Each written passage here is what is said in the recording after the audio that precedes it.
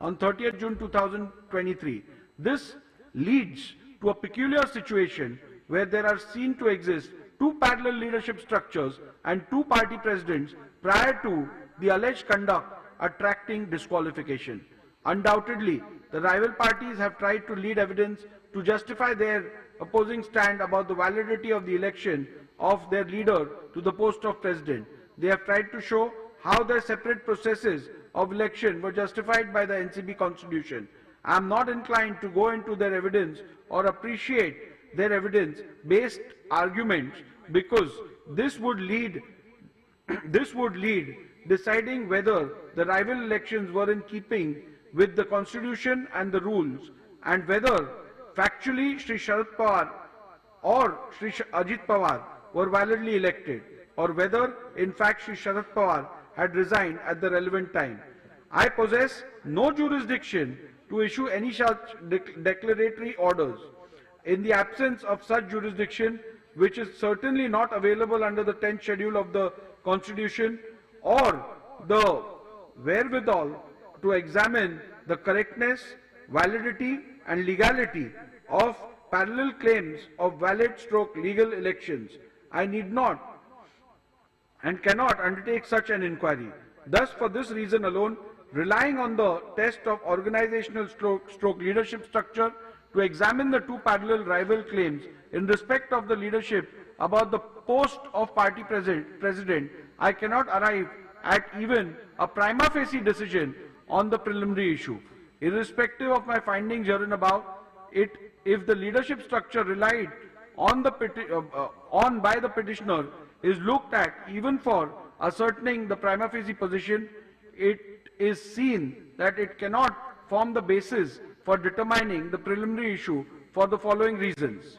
The petitioner's reliance on majority in NCP Working Committee cannot be taken into account for determining the preliminary issue, as the composition of the NCP Working Committee relied by the petitioner is not in conformity with the NCP Constitution. Article 21 of the NCP Constitution, read with NCP rules, provides that the highest executive authority of the NCP is NCP Working Committee, which consists of 1. The President of the party, 2. Leader of the party in Parliament, and 3. 23 other members, of whom 12 members are elected by the National Committee and rest are appointed by the President.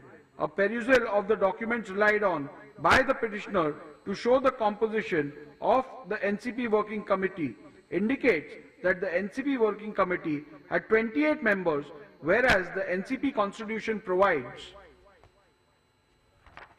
for only maximum 25 members. The said document shows 16 permanent invitees, whereas the NCP Constitution does not provide for any permanent invitees. The petitioner submitted that in the National Committee, Sharad Pawar faction enjoyed the majority support amongst the delegates elected from the state committees. However, the petitioner has not provided any document which reflects the election of such delegates. Thus, in the absence of any record reflecting the election result and names of delegates, the said claim cannot be accepted by blindly appreciating it to be true. Thus, the submission of the petitioner that Sharad Pawar faction enjoyed majority support in the National Committee cannot be relied upon to determine organizational majority.